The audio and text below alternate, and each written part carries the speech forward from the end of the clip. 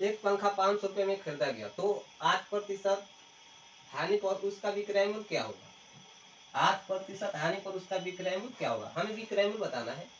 तो देखो यहाँ पर क्रय मूल्य जो दिया है भाई, क्रय मूल्य कितना दिया है? 500 रुपया। क्रय मूल्य 500 रुपया और कह रहा है कि 8% हानि पर उसका विक्रय मूल्य क्या होगा? विक्रय मूल्य क्या होगा?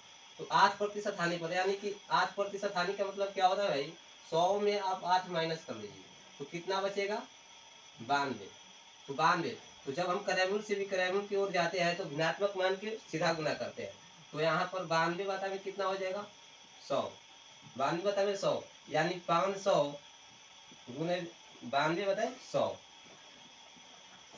डबल जीरो खत्म। अब देखो यहाँ गुना करेंगे तो 5 दूनी के 10, 0 और 9 5 45, 1 46, यानी कि विक्रय मूल्य क्या हो जाएगा भाई? 460 रुपया। विक्रय मूल्य कितना होगा? 460 रुपया। देखो एक पंखे को 500 रुपये में खरीदा गया तो 8% हानि पर उसका विक्रय मूल्य क्या होगा?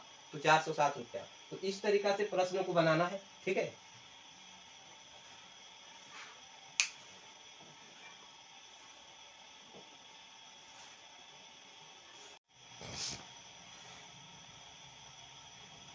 क्वेश्चन को ध्यान से देख लो, ठीक है।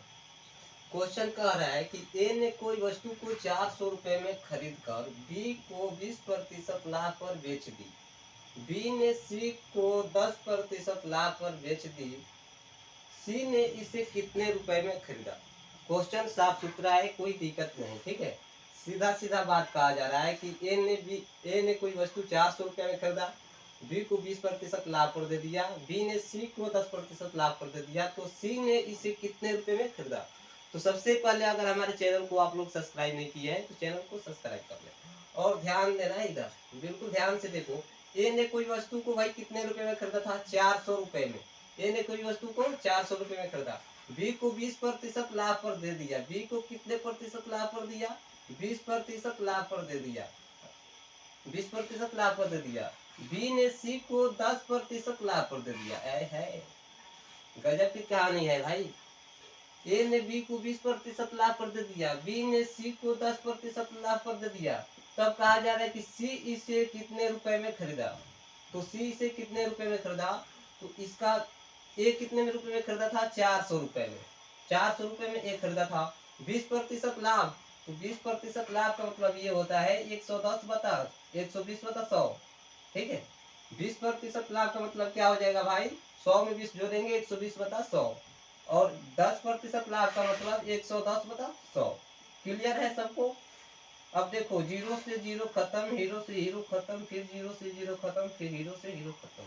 यहाँ तक कहानी क्लियर है, किसी को कोई दिक्कत नहीं। अब देखो 12 में 4 से गुणा करेंगे तो ये 48 हो जाएगा और गुणे 11 फिर कर लो 11, तो कितना हो जाएगा भाई? बताओ जल्दी। 528 हो जाएगा। 528 रुपया में क्या किया भाई? सी ने 528 रुपया में खरीदा। क्लियर? सी ने कितने रुपये में खरीदा? 528 रुपये में।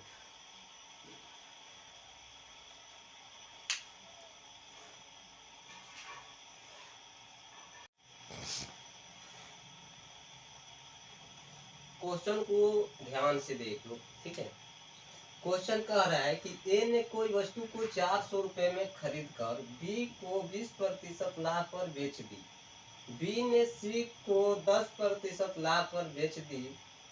सी ने इसे कितने रुपए में खरीदा? क्वेश्चन साफ सुथरा है, कोई दिक्कत नहीं, ठीक है। सीधा सीधा बात कहा जा रहा है कि ए ने कोई वस्तु 400 रुपये में खरीदा, बी को 20% लाभ पर दे दिया, बी ने सी को 10% लाभ पर दे दिया, तो सी ने इसे कितने रुपए में खरीदा? तो सबसे पहले अगर हमारे चैनल को आप लोग सब्सक्राइब नहीं किए हैं तो चैनल को सब्सक्राइब कर लें और ध्यान देना है इधर, बिल्कुल ध्यान से देखो। ए ने कोई वस्तु को भाई कितने रुपए में खरीदा था? 400 रुपए में।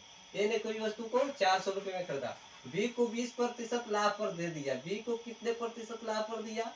20% लाभ पर दे दिया, 20% लाभ पर दे दिया। बी ने सी को 10% लाभ पर दे दिया। है गजब की कहानी है भाई। ए ने बी को 20% लाभ पर दे दिया, बी ने सी को 10% लाभ पर दे दिया, तब कहा जा रहा है कि सी इसे कितने रुपए में खरीदा? तो सी इसे कितने रुपए में खरीदा? तो इसका ए कितने में रुपए में खरीदा था? 400 रुपए में। 400 रुपए में ए खरीदा था। 20% लाभ, तो 20% लाभ का मतलब ये होता है 110 बता 120 बता 100। ठीक है, 20% लाभ का मतलब क्या हो जाएगा भाई? 100 में 20 जोड़ेंगे 120 बता 100, और 10% लाभ का मतलब 110 बता 100। क्लियर है सबको? अब देखो, जीरो से जीरो खत्म, हीरो से हीरो खत्म, फिर जीरो से जीरो खत्म, फिर हीरो से हीरो खत्म। यहाँ तक कहानी क्लियर है, किसी को कोई दिक्कत नहीं। अब देखो, 12 में 4 से गुणा करेंगे तो ये 48 हो जाएगा, और गुणिए 11 फिर कर लो 11, तो कितना हो जाएगा भाई? बताओ जल्दी। 528 हो जाएगा। 528 रुपया में क्या किया भाई? सी ने 528 रुपया में खरीदा। क्लियर? सी ने कितने रुपए में खरीदा? 528 रुपये में।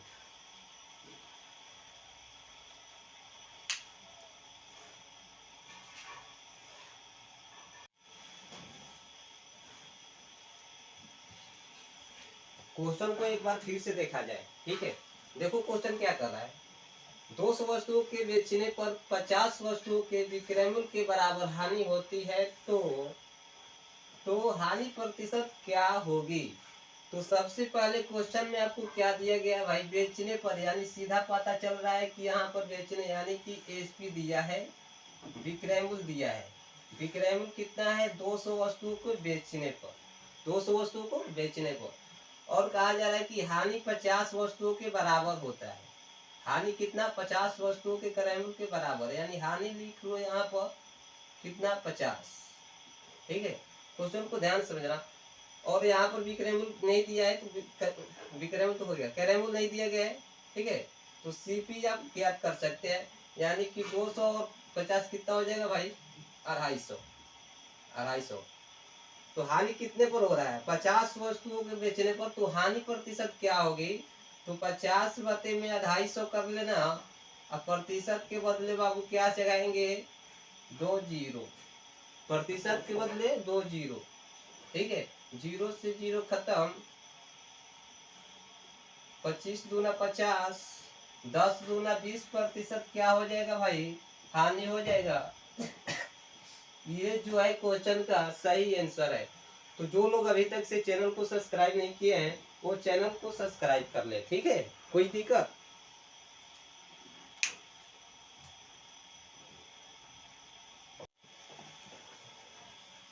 क्वेश्चन ध्यान से देखो।